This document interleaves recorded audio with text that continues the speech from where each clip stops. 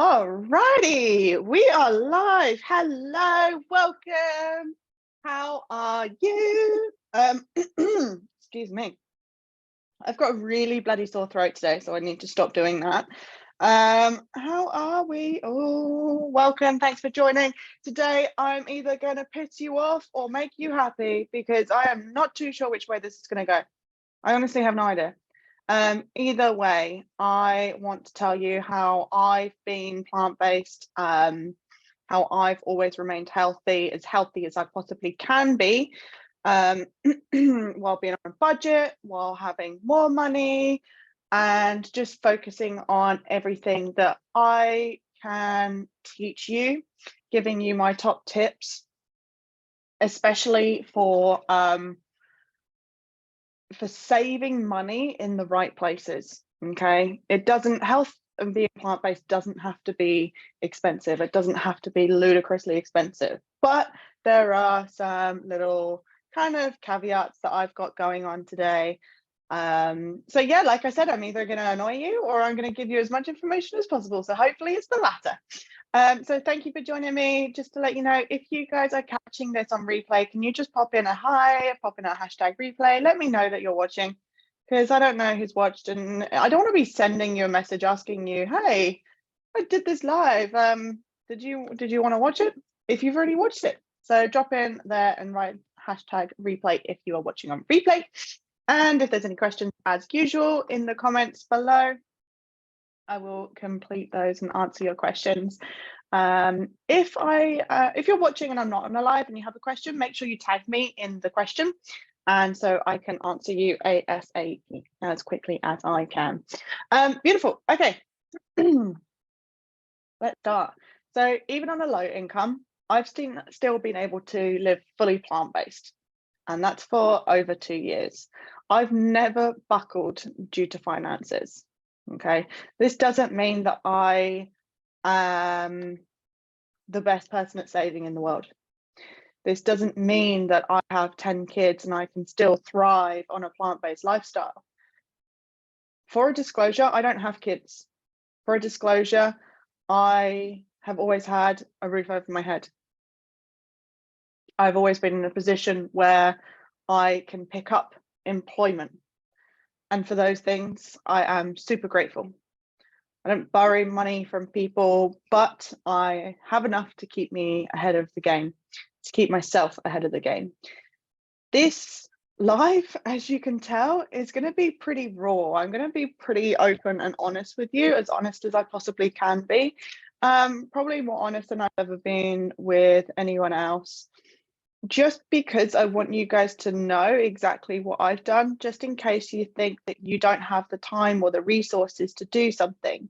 I want to show you that what I have and what I can do with it, so you can go off and be better than me, live healthier than me. And that's what I aim to do with this live, is just be as open and honest as I can with you guys, okay? So for me, a low income means 1 or 2 jobs at the same time, with a few hours on the side to be coaching, as I always have been since way before I came back to the UK. So since about 2019, I've been coaching, but I have never been able to, until recently, I have never been able to rely on coaching enough that I am able to exchange it for a full-time income. As of the other week, I have gone completely full-time, and I am super excited and stoked to share with you, as you might have noticed on some other of my videos, and that I've also been working in a gym. So I've done both of those, but I am also grateful to be in a position where I've been able to put a roof over my head. I don't have kids and I don't have a pet. The reason why I don't have a pet, not kids, the reason why I don't have a pet, I would love one. At the drop of a hat, I would love one. But for this reason, because I prioritize my health, I would never buy a pet. Now that's because I know how much money they can be, from insurance to feed to injuries to just general maintenance of them. I know that they can be pricey, and I want to put my health first. And that's pretty much what a lot of this is going to be about. So yes, I'm grateful for what I have. Yes, I'm grateful for what I have provided with myself. Yes, I'm grateful to have come from a hardworking family, lower class family, but a hardworking family nonetheless, and to have the work ethic that I have. Okay, I'm not disclosing, I'm not discounting people who are in poverty. Before I dive into stats and overwhelming you with lots of information, I'm not discounting socioeconomic factors either. Okay, I understand that in some cases, health has to take a backseat regardless, no matter what. Absolutely, 100% undoubtedly, I understand that. Okay, but this live is for those of you who think you can't really put yourself first or think that you can't afford health. Not that you know full well, point blank, that you can't. Okay, right. Now probably about 10 people have dropped off. Let me get into the information. So your health is the mirrored version of you. Okay, if you neglect it, it will neglect you, but appreciate it and it will feed you. I ask you these questions. How much is your health worth to you? How much of your life can you do if you have no energy? If you were always sick, or if you couldn't get to work? How much is it worth then? According to the World Health Organization, non-communicable diseases, so NCDs, such as cardiovascular disease, respiratory diseases, and diabetes, are collectively responsible for 70% of all deaths worldwide, with an estimated 80% of these diseases are deemed preventative. This means your health should, I say should, come as a priority, okay? According to Randox Health, the average cost of a long-term injury or disability is reported to be about 583 Great British pounds. Of course, some of these are not preventable, right? Some of these are, some people might be born with disabilities or long-term illnesses and diseases. We're not counting those people, but those long-term injuries, chronic conditions, or disabilities that are preventable will skyrocket your health expenditures. And there's not much you can do about it once it's at that stage. According to the American Diabetes Association, people with diagnosed diabetes incur average medical expenditures of $9,601 American dollars attributed to diabetes. On average, people with diagnosed diabetes will spend 2.3 times the amount of what expenditures would be in the absence of diabetes. Another fact for you, and the last one, I promise, statins are the most common cholesterol-lowering drugs in the market. According to JAMA Network, between 2002 and 2018, statin drugs have had an average total annual cost of $24.5 billion US. This just goes to put into perspective all of these stats, how expensive ill health can be. Okay, I speak with so many women, so many people from all different walks of life. Some can barely put together enough money for their kids, yet some are blissfully wiping their asses with dollar bills. I shit you not, true story. But even those who have money are still not prioritizing their health. This is why this video is important to me, because even those deemed as, even those who would say that they have money still aren't prioritizing their health. So this isn't just for those who are low income and still can't afford health. This is for everyone who just does not prioritize their health. I've got an exercise for you, okay? So I'd like you to grab pen and paper, and I want you to write down all of the things that you'd like to achieve in your lifetime. If you had the energy, the mental capacity, the physical abilities, and the time. Imagine everything that you could achieve, that you would like to achieve. Write it down right now. If you're watching this on replay, just pause the video now and come back to me when you're finished. Write down everything that you could achieve. Just grab a pen and paper, just do it. Stop thinking about it, just go and do it. Just do it. I'm looking at you. Just go grab a piece of paper or use your pen. Just write down all the things that you could achieve. Pause the video now. Now imagine you only had a quarter of this, quarter of the energy of this. How does that feel? If you look at your big list of things that you would like to achieve in your lifetime, and now you think about having a quarter of the energy of this, like of the capacity to do this, and you think, oh, well, that was the list of things that I really wanted to do in my lifetime, but I only have a quarter of the energy for this. How does that feel? Probably disappointing, annoying, kind of got your hopes up when you wrote your first list, right? Now I want you to imagine you only had a quarter of the time as well as a quarter of the energy available for all these things. Well, some things are starting to knock off your list, right? Some of those things are, well, I can't do that. All right, well, I can't do that with not enough energy and not enough time. Now I want you to imagine that this revised list, you had to do as much of this as you could before you hit 60 years old. Or you could only do as much of this before until you hit 60 years old. It's probably knocked off a couple more on this list, right? Now imagine if you had to spend your money on medications, healthcare services, and early forced retirement. What's left? Probably not much. And this is what neglecting your health looks like. And this is pretty much the best scenario. The worst scenario being that you end up in the 80% of stats of preventable mortality. And I say that with a heavy heart because it's a huge, huge number.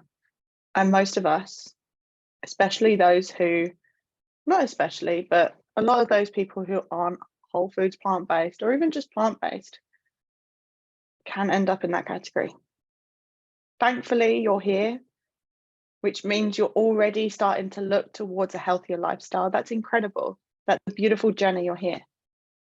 So you probably won't end up in that category. And I don't want you to, ever want you to. But just imagine that whole list of things that you wanted to do that you could achieve, just knocked back because you have not prioritized your health. That's what that feels. But the problem is we don't look at our things and what we want to achieve and then see ourselves crossing them off because we are not prioritizing our health. We just live day to day and think, oh, I could probably do that today, probably do that today. But there's so much in this lifetime that you could achieve. There's so much in this lifetime that you can give to other people as well. Okay. I've already seen a comment, which is fantastic, but I don't know who it is. Oh, hi, Sheila. Thanks for joining. Beautiful. Okay. I fully admit that I'm not the cheapest health coach out there. I admit that. I also recognize that I am by far not the most expensive either. Now, I price my coaching programs based on the sustainable results my clients get to walk away with, right? The sustainable results my clients get to walk away with, the commitment levels from my clients, and value of the information and transformations that they see and that they have, knowing that they are set for life with the tools I give them. I get told many of times, I can't afford your services. But I'm not going to lie, and I told you that this is going to be an open and transparent conversation with you. I said that to my mentor 6 months ago, and we're 6 months in. But when we break things down, we realize that it actually has nothing at all to do with the money, but it boils down to fear of change.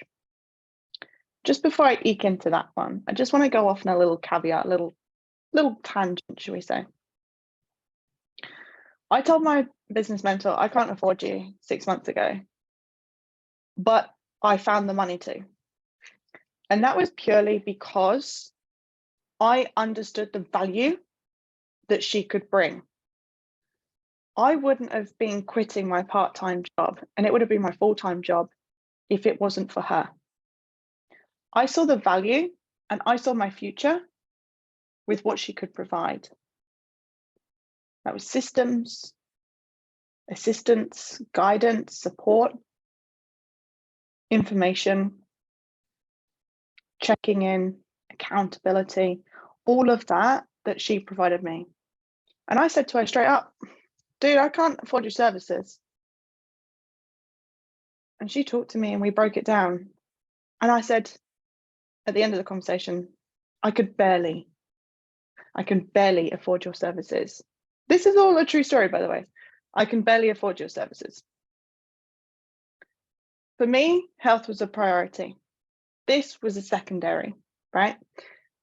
So for me, my health, my money, my finances had to go into that. But this was the secondary thing for me, is my business. Because I try and preach what I do, right? I try and make sure that everything I tell you guys, I am doing myself, because there has to be a level of transparency and honesty within that. So anyway, I said to her, I cannot afford your services. We broke it down, and then I said, I can barely afford your services. And she turned around and said to me, but what would you be able to do if you could do everything that you could learn and implement everything you could learn? I said, well, I could quit my part-time job.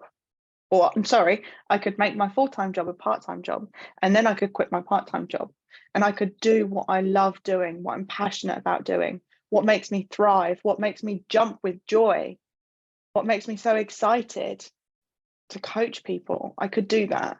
And I saw this future. She helped me hold a vision of this future. And I suddenly realized that I could barely afford it, but that was barely. So I took the step of bravery, and I jumped out of the boat, and I said, you know what? Fuck it. I'm in. 6 months later, and I'm still paying her. And I still have her under my belt. What you think is not always necessarily the truth. Just bear that in mind, okay? If you need someone like a friend or a family member to run through something with you, if you're going to take a big plunge, if you're going to move cities, or if you're going to sign up to a new gym, speak with your loved ones, speak with your friends, and have them help you with your finances, especially if you're going to make a big commitment. But as long as they understand where your priorities are, then they're going to help you truthfully and honestly.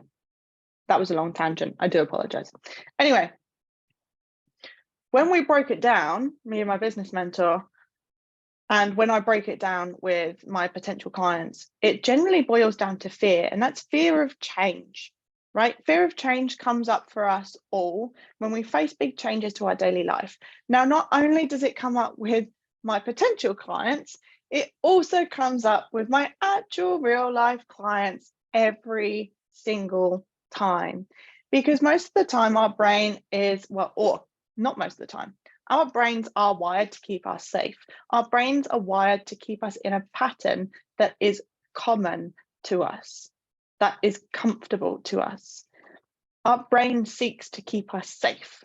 But suddenly, if a habit, or if something steps out of that safety or that comfort, where it's foreign, it's new, it's different, or it kind of puts us a little bit at a push, or we feel a little bit uncomfortable, our brain will go, nah, no, I can't do that. That's too uncomfortable. That's too much of a push. For example, I see this with my weight loss clients.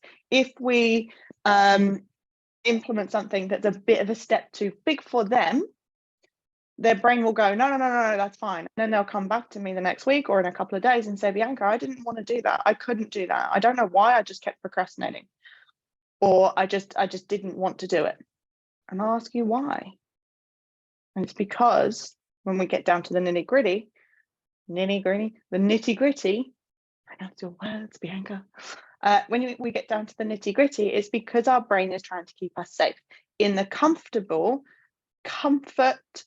in that place where you do not have to change. Because even in pain, even when we're experiencing pain, if it is familiar, our brain sees it as comfortable. So, for example, suddenly we might not be able to afford a gym membership. We can't afford some new trainers. We can't afford coaching. We can't afford health foods.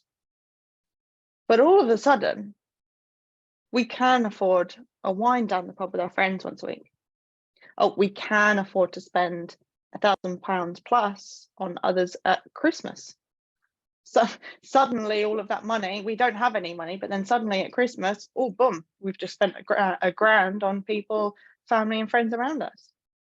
Suddenly we can afford a new iPhone with an iPhone case and headphones. This is because this is not too much of a change. But when you look at the fact that you can't afford a new gym membership or coaching or a personal trainer or new trainers, this could be because your priorities aren't in line, but it also could be that your brain is trying to keep you safe and stopping you from changing and being a completely different person, which is totally unfamiliar to you. Interesting. Food for thought, right? Like I said, if it's not fear of change, it's priorities. If you say you can afford it, but you can't justify it, that means your priorities do not put yourself first. You're certainly not alone, but I strongly recommend you take a step back again and look at what do you want to achieve with good health. Yeah, that little list that we made, the little exercise that you probably didn't want to do, and you probably didn't even pause the video for, that exercise, I want you to have a look at that and see what you would like to achieve. That is what you can achieve with good health, with energy, with time. Time comes from, by the way, if you're getting a little bit confused, time can come from the time that you're spent in the doctors, the time that you're spent in hospitals, the time that you spend getting scans or going to see specialists, right? That time also comes from being productive in the time that you have because you have a lot of energy and focus. You can create time in that way. So look at all of the things that you want to achieve. But then look at all the things that you could only achieve with poor health. And then see where your priorities sit. I can hear you going, yeah, Bianca, but I live in the middle of buttfuck nowhere. There's nothing around. Or the opposite, I live in the middle of London. There's too much around. I can't get public transport. I can't go and pick up a heap load of shopping like you. I can't do this. I can't do that. So what I ask of you right now is how can you better yourself or better your position just by 1%? If the reasons are actually excuses as to why you can't live better, eat healthier, put your health first, then look again at your priorities. Can you change branches if it is a work-related issue? Can you change jobs? Can you move? Because you're still not putting yourself a priority. Is it because you're saving for a holiday? How important is that holiday? Can some of the funds be cut back on that holiday so you can afford to have the energy for that holiday? It really is about priorities. It really isn't about money in most cases. Again, I'm not discounting those of you who are really, really struggling. And again, I'll give you some tips in just a moment to help with that. Okay, raw, honest, open truth. Here we go. My expenditures. I wonder who's looking forward to listening to this. I know Sheila is. Sheila, I know you are, because you're self-proclaimed as nosy. Sheila's one of my clients. We can say this because we love each other dearly. And Sheila's actually told me many of times, I want to know because I'm nosy. I'm not an arsehole to all my clients, just me and Sheila are arseholes to each other. I hope you're still watching, because otherwise I just basically been horrible to myself. Right, okay, expenditures. Even during low income budget period of my life, or periods of my life, because I've been backpackers and before, and I've been really, really skint, and I've been practically homeless in London. Oh, there's a good story for you guys. So when Sheila, yeah, I know you're watching. I know you like to be nosy. So here's a good story for you guys. When I lived in London, my friend at the time, actually kicked me out of the house and made it extremely unwelcoming and basically didn't let me into the house. And so I sat at the bar that I worked at crying because I was literally homeless in the middle of London. I didn't know what to do. Even then, when I was just living on out of my pocket, I still ate the best I could, because it's an impact. It's a domino effect, guys. If you don't eat well, if you just rely on white bread or crappy canned foods that are full of salt and sugar or fats, takeaways, which actually aren't cheap, by the way. eating at home, your own fake away at home, is much cheaper. If you rely on those foods, you don't have the energy to put into finding or creating a solution for yourself, right? A problem's never a problem, there's just solutions. So even in the midst of literally being homeless in London, I still put my health as a priority. Anyway, even during these low income periods, I have been able to sustain a healthy plant-based lifestyle. Now, that in London was many years ago. That was before I was plant-based. But it was just an example. And the term healthy for me has had different meanings throughout these times. You know, for when I was in London, healthy meant for me literally rice, broccoli. What was my protein back then? What would I eat? I can't remember. Rice, broccoli, and something else. Bear in mind, the healthy for me then wasn't necessarily what the healthy me would say, but it was clean, right? It wasn't laden with salt. It wasn't laden with sugar. It wasn't laden with fat. I tried as hard as I could. Anyway, don't worry, I'll tell you my top tips again, which has saved me the big bucks there, I promise. So here's what I currently fork out on healthcare. Now, this isn't healthcare, but I just want to show you my gulp factor. Monthly, I pay £997 for a business coach. This does not necessarily cover health, but it is my gulp factor. I am my own health coach, but my coach, my business mentor, she provides the accountability that I need. I set her my accountability because, I mean, I am a health coach, right? I know exactly what I need to do, but oftentimes I don't actually follow through because I'm just like, yeah, I can fall here, I can fall here. But I know that I can give her the things that I want to be held accountable for, and she will hold my ass to it. I swear to God, she will hold my ass to it. So it's not health related, but it is the big gulp factor for me. That's like, oh my God, I've just spent this much money. This means that I really need to drive myself to be the best version of me possible. Okay, so I spend that much money a month on that. My gym membership is £45 a month. Now, this is by far not the cheapest gym around where I live. But one, I used to work there. And two, I've only just started paying. Well, two, I've only just started paying again for a membership because I used to work there. Three, because I'm staying there, not because of the people.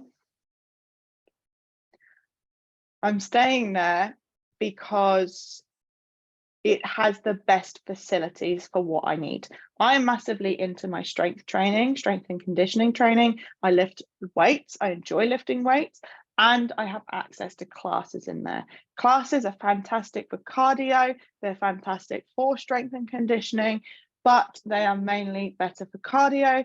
And that is how I get my cardio day in. So again, that is holding me accountable. I pay £45 a month for a gym membership because it, one, holds me accountable, and two, has the facilities that I need.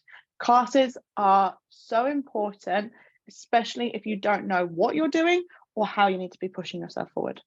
Now, guys, I don't have a personal trainer because I worked in a gym for 6 months. I was also with a personal trainer for 4 years. I already have a fitness plan set out, so I know exactly what I'm doing every day.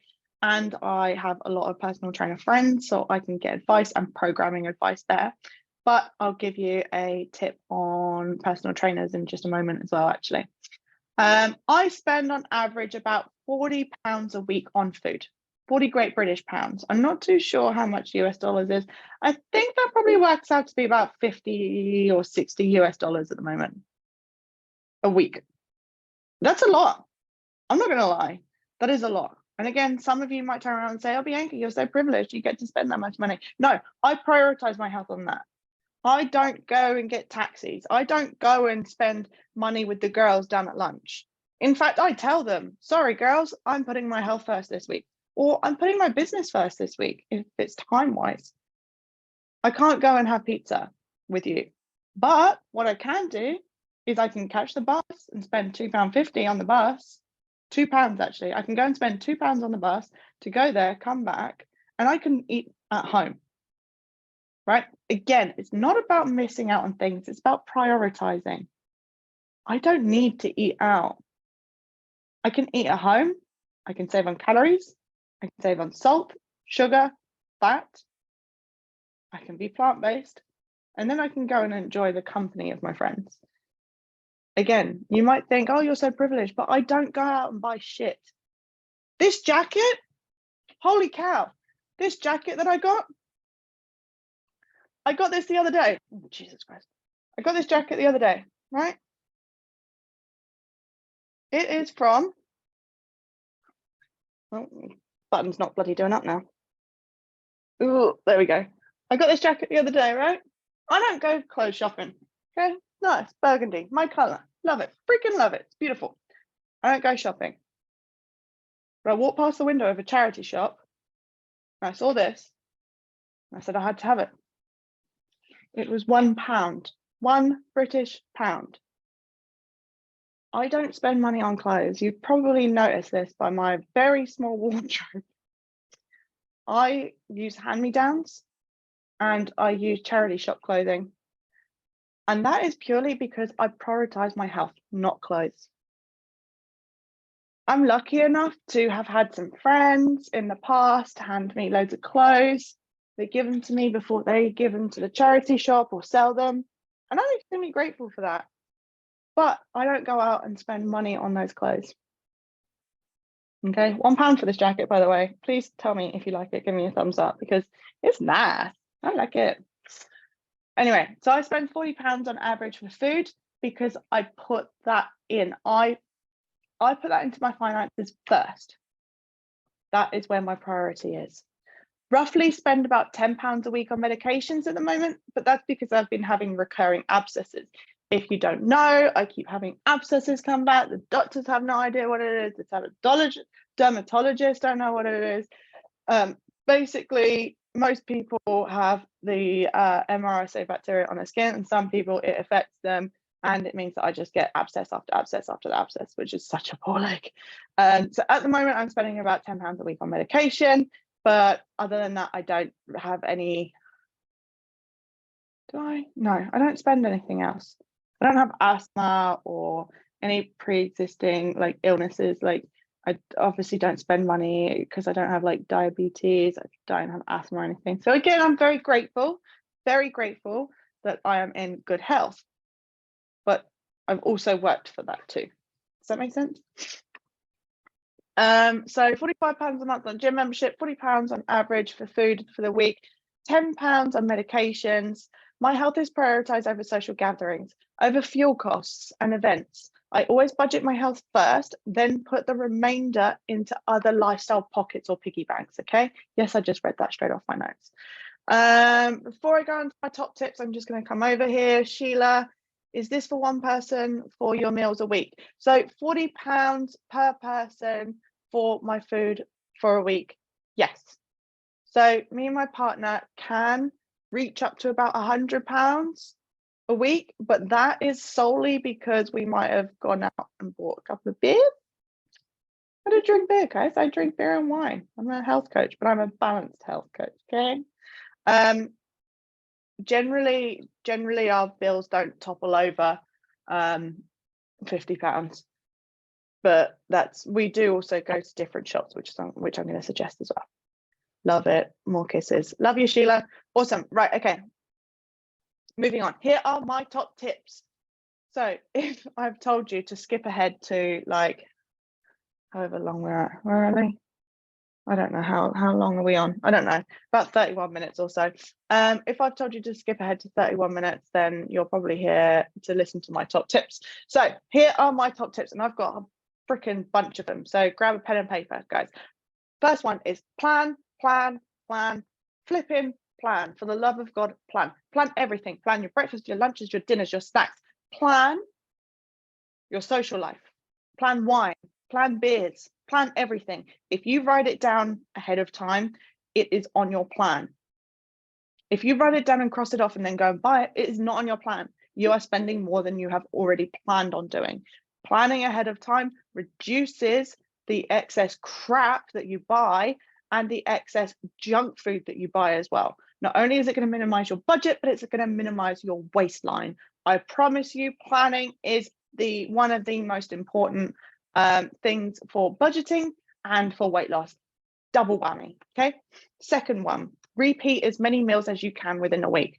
I speak to some people and some people say, Bianca, I cannot have the same meal twice.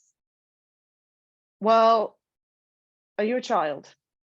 Like, in all honesty, if you can't have the same meal twice in 1 week, are you a child? Also, good luck trying to find and put together a meal plan with 7 different breakfasts, 7 different lunches, 7 different dinners. I get that it can be repetitive. I totally get that. Me and my partner, we will make 2 lunches and 2 dinners each. So that's 8 meals ahead of time. So we will make them like on a Sunday, on a Tuesday, and on a Thursday, right? And we will make those ahead of time and we will repeat as many meals as we possibly can. Why? Because when you're buying ingredients in bulk, it's cheaper. So if you bought a bag of carrots and then by the end of the week, you've only used 1 carrot, that's a waste of produce. That's a waste of money. So repeat as many meals as you can within the week. The best part about it is if you freeze a couple of those meals and do the same the next week, freeze a couple of those meals, do the same next week, in about a month's time, or even in a few weeks' time, you're going to have the meals left over from the first week. So then you can insert those, and then you're not repeating the same meals every week. Does that make sense? Okay, tip number, what we're on? 3, use leftovers. Okay, at the end of your week to create a tapas, mix and match, butter bowls, buffet, however you want to glamorize it. So what I mean is when, say, I look like I'm doing a brownie promise. Oh my God, I did that when I was like 10 years old. I brownie promise. I'm just keeping this to keep count. When at the end of the week, so on a Friday, we will look inside our fridge and we will look at whatever we have left. Okay. And if we know that we need to cook one more night, because sometimes it doesn't work out, sometimes our friends will bring over food, so then we'll eat that food. You know, sometimes it just doesn't work out. Sometimes we might not have cooked enough. Sometimes we've cooked more than enough. But it's really useful to look inside your fridge at the end of the week and make sure that there is loads of it, or have a look to see what ingredients you can make. Now that could either be for next week or that night's meal. So for example, on a Saturday night, you might just have like a fridge raid, right? You can have a fridge raid night and you can make a buffet. As long as you've always got some spices, some cans of lentils or chickpeas or some grains available, then you can make something. Butter bowls are great because, well, I call them butter bowls. They're basically like freaking salads. You can basically put anything together and then it goes as long as you've got a sauce over the top. Easy, easy. But use whatever you've got in the fridge and make a meal from that. Again, glamorize it however you want. You can call it tapas, you can call it a mix and match, you can call it a butter bowl or a buffet. Whatever you want. It really doesn't freaking matter. If you've got some leftover carrots, some leftover grains, some leaves at the bottom of the fridge, as long as they're not moldy and like liquid by now, that's gross. And as long as you've got some basic condiments and spices, you will be able to create something, okay? Let your creativity flow. Number 4, this is why I keep count. 1, 2, 3, 4. Yeah, this is why I keep count. Number 4, portion up your meals on plates, okay? So when you've cooked your big meal, you'll get all your plates or all your Tupperwares, you'll put your plates down. And I want you to take some off of every plate. And with that sum, you are creating 1 more plate. Freeze that last plate or keep it for the next day's lunches. Because I will 100% guarantee you that there is already more food on your plate than you actually need. Not want, but need. So take some off all of those plates, create another meal. And then 1, you're portion controlling. 2, you're stretching your meals to get an extra meal, saving money. Number 5 rolls on for that. I want you to eat until you're satisfied, not full. This is an incredibly integral part of losing weight, is stopping when you're satisfied, not stopping at the point where you're full. There's so much science behind it, and I'm not going to go into it now because I do not have time. What are we on? 5, 1, 1, 2, 3, 4, 5. Yeah, we're on 5. Okay, so that was 5. Number 6. I should have just labeled these. Number 6. Utilize the whoops or the discount aisles and shelves in stores. Visit these first. Okay, so in the local supermarkets that I have, they've got like whoop stickers where it's near the like sell by date, or there's discount aisles. I will go to these first and go, right, okay, what can I sub on my list that would be useful in this? So for example, plan, you've done your plan, you've done your food for the week, you've got your shopping list. If I go to the whoops aisles or the discount aisles, whatever you want to call them, and there is, let's say greens, like the bag of just like green leaves. Let's say there's some greens in there, and I've got spinach on my shopping list. Well, I'll sub the spinach, take that off and get the greens because it's cheaper, right? Look at what you can sub on your list for what's in the whoops. Also, what can you buy from the whoops or discount shelves, whatever you want to call them, and what can you buy from there, and then can you freeze?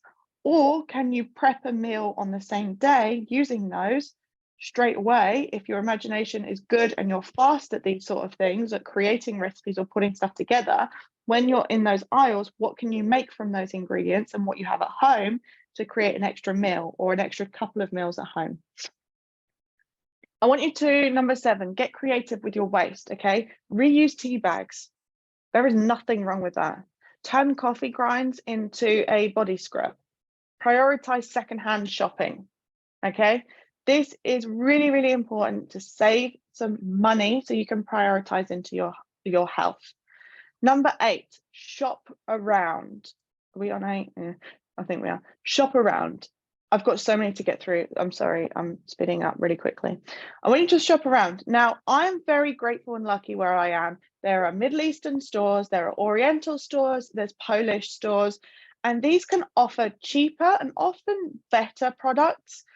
Oh, Amazon as well, I use Amazon. And these can all offer either cheaper and or better products that you can utilize, right? So for example, I use the Middle Eastern stores for cheaper grains, always cheaper grains, and always cheaper spices. Guys, you can buy the little glass pots of spices for like, what, how much are they? Like 99p, like £1.50. But if you go to the Middle Eastern stores or the Oriental stores, they'll have big ass packets of stuff. And that'll be like 60p for the spices. And you can fill up those glass jars with that. That's what I get from the Middle Eastern though. Those tahini, oh my God, it's so much cheaper from the Middle Eastern stores. And quinoa, so like grains, lentils and stuff like that, is all so much cheaper. From the Oriental stores, I get tofu. Tofu is so much cheaper from the Asian supermarket from where we are. Seaweed, soy sauce, miso paste as well. These are all things that are cupboard essentials. And so I have gone and sought out where the cheapest place is to buy them. Again, I'm grateful and lucky that I have access to these, but look at what's available around you. I bet you'd be surprised. Look in the aisles as well, like the Middle Eastern or Indian aisles, or kind of the Chinese aisles or the Thai aisles, the Polish aisles. Look at all those in the grocery stores as well. They might have slightly cheaper variations of things. I also use, guys, I use Amazon. If you have access to Amazon, I use Amazon for seeds. So hemp seeds, chia seeds, flax seeds, I use Amazon for that. And I buy in bulk again because it works out much cheaper. Tip number 9 is take note of the items you use frequently, like nutritional yeast or quinoa, and look for the best price. Keep a list or a table or a note on what you pay at your lowest price when you shop for those products. In other words, don't go and buy the product if you know that you can get it a couple of pounds or a couple of dollars cheaper elsewhere, okay? Budget on things that do not jeopardize your health. Things like TV subscriptions. Join someone's family Spotify or Netflix account. I don't pay for either, not because I'm tight, but because I prioritize my health. Again, I'm lucky and grateful that I do and can use these. but I prioritize my health. Okay. Get comfortable saying that I prioritize my health. So can I join your account? So can I give you less, like, can I give you some money, which is less money than what you pay, to join your account? So again, you're repurposing a couple of extra pounds and pennies. It goes a long way, especially if you're doing this in many areas. Again, get comfortable in saying that you prioritize your health. There's nothing selfish about it. Utilize free services. This is my final point. Utilize free services, guys. Keep up to date on offers and utilize free consultation calls. For example, I took a free PT session, right? I knew I was going to be proposed to, not like that, but I knew that they were going to propose that I jump on a PT package with them and stuff. And I told them, and I was open and honest from the start. And I said, look, at the moment, I cannot prioritize that because I know what I'm doing anyway. But I jumped on that, took advantage of it because he still offered it to me, right? I knew what I was doing, for fuck's sake. I dated a PT for 4 years, right? I was with a PT for 4 years. I know health and exercise almost inside and out. But I still got new exercises. I got form correction and I ended up with a free workout plan from it. Okay, so utilize free services around you. On that note, book a free 10-minute call with me. I don't know why that took me so long to kind of realign where my eyes are. I think I've been on the computer way too long. Oh my God, this is a long live. Jesus Christ, I'm sorry. On that note, book a free 10-minute call with me. Yeah. From our 10-minute call, I will triage you and see if you are in a position to be coached. If I am positive I can help, we will jump on a second call. After I've asked you more in-depth questions, I can point you in the right direction. At this point, after a few breakthroughs that you will have, you can get to decide if coaching is for you or not. There's literally no commitment needed. So if you want to book your initial 10-minute call, drop an emoji, a heart emoji. Let's drop a purple heart emoji because it's my favorite one. Drop a purple heart emoji below and we'll book you in. They are my top tips for staying healthy and wealthy on a plant-based lifestyle. If you've got any questions, pop them in the chat. This has been 47 minutes, way too long. Love you, leave you. If you need anything, pop me a message. Thanks for listening and don't forget to reach out. Love you, bye.